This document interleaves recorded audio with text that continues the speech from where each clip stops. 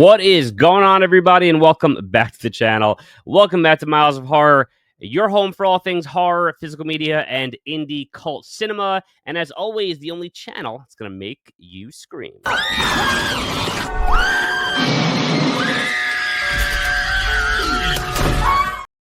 So I appreciate you guys hanging out. If you'd be so kind as to hit that like button, please subscribe to my channel. I would appreciate it. It costs you no money, just supporting this dude, supporting this channel. So I appreciate it. Let's get right into today's topic because the weather's getting nice out. It is a beautiful sunny day here in New York City. The school year's almost over. I'm a teacher here in New York City. Camp season is upon us. And I wanted to hit you guys with 5 summer-style horror movies, camp-style vibe, that I love that are not Friday the 13th. Because, I mean, let's face it, Friday the 13th is a classic, one of my favorite movies of all time, and would be in this list for sure, but everyone knows Friday the 13th. So I want to give you guys some other picks that maybe you don't know. Maybe you do, and that's cool too, but some things that are not Friday the 13th that hit you with that same kind of summertime and the living's easy vibe for the most part. So let's get right into it.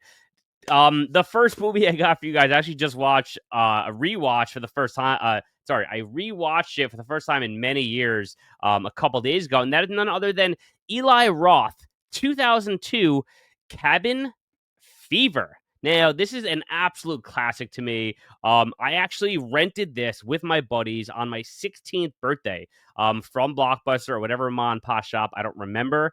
And we rented this and watched it, and we were like, what the fuck is this movie? We liked it, but we're like, this is batshit. And yeah, we watched it, and we were like having a blast with it. We remember just a kid doing the pancakes. And I remember like in the morning we were all like quoting pancakes just because it was so wild. And so if you've not seen Cabin Fever, first of all, it is Eli Roth, so you know what you're getting. Thanksgiving, Hostel. I mean, he's classic. I love Eli Roth. And so a bunch of friends head out to a kind of remote cabin in the summer, and they're going to just get away, have a good time. And on the way out there, there's of course like a Harbinger style situation. And it just it kind of like gives you the vibe something's off out in those woods. And slowly things start kind of popping off. They're visited by a random stranger, and then a homeless guy who like looks infected with all kinds of stuff. And things slowly start to unravel for the teens that are out there. And of course, there's nudity and there's sex, and it's pretty not gory, but it's pretty raw, I'll call it. And I remember as a kid watching the trailer and be like, oh shit, this is gonna be absolutely nuts. And it is. It's a really fun movie that I think has aged even better.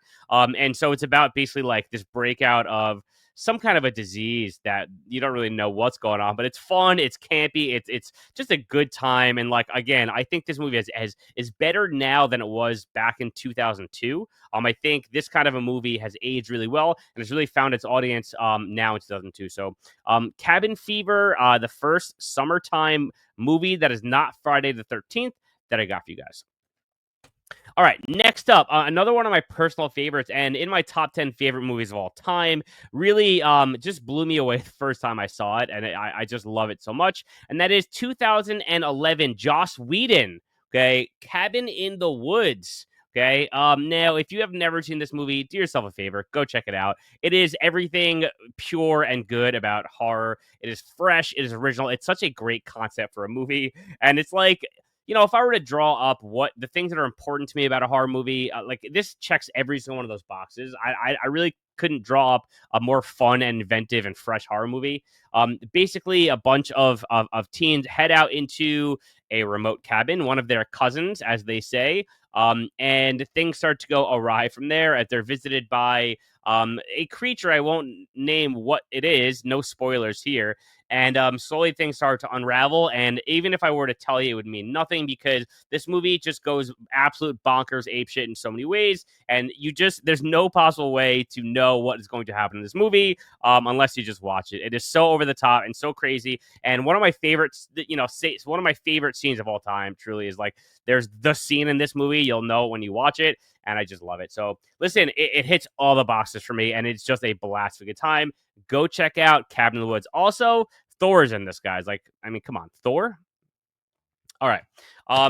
Next up, we have another one of my absolute favorite movies of all time. And if you follow me over on Instagram, you know that my handle at Miles of Horror is most notably Madman Miles of Horror. That is my tag. You know, my account is Miles of Horror, but my username is Madman Miles of Horror, and that is from this directly from this 1981 slasher, which is not directly a summertime movie, but it is a campfire tale. So I figured I would throw it on this list, and that is none other than Madman. Okay, beware the Madman Mars. I fucking love this movie.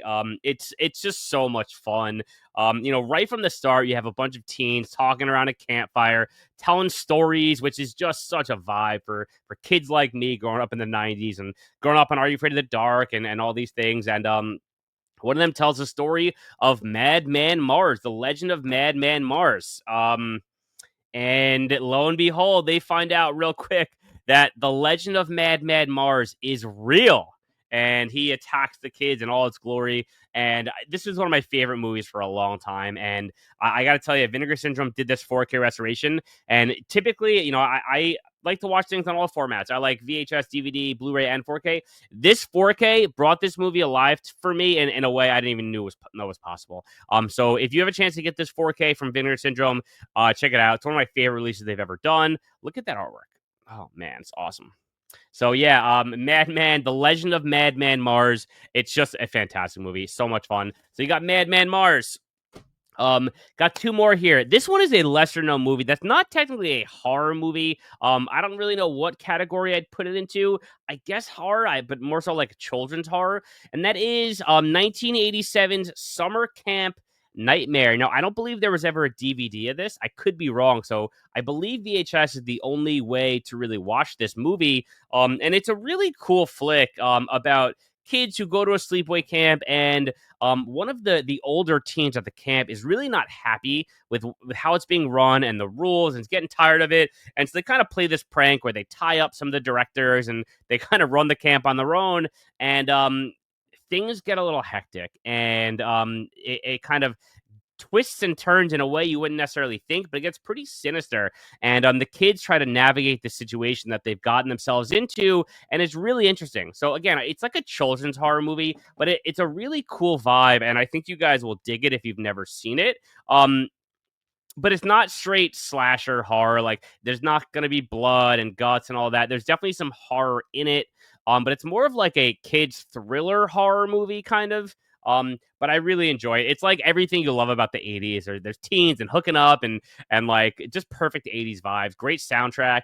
So Summer Camp Nightmare is a lot of fun. If you have not seen it, go check it out. And that's Summer Camp Nightmare.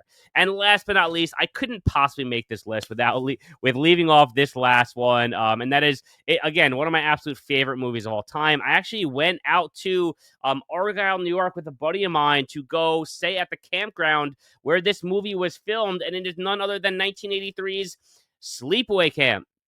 Felissa Rose herself. Now, like I said, I had a chance to go check out the campground where this was filmed. I did an overnight stay there in a tent, which is just awesome. And they actually showed the movie on a big projection screen on the beach where the ending takes place. Now, if you've seen this movie, you know that the ending is straight up iconic. I mean, this is one of my favorite endings, probably my top 5 favorite endings of any movie in history. I think this movie is great, but I think the ending is what makes this movie iconic. I mean, truly, it's not a slasher. It's not just a slasher at heart. It is a powerful ending that really sticks with you, and that's kind of this movie's legacy, you know. And Felissa Rose, this is her claim to fame. And if you haven't seen it, Felissa Rose plays Angela, and her cousin her cousin Ricky go to sleepaway camp, and it's kind of their trials and tribulations there. And someone starts picking off the kids, and it's just awesome. And there's so many great one-liners in this movie, and it's a great genre film of a forgotten time in cinema. And you know, it really this is so good because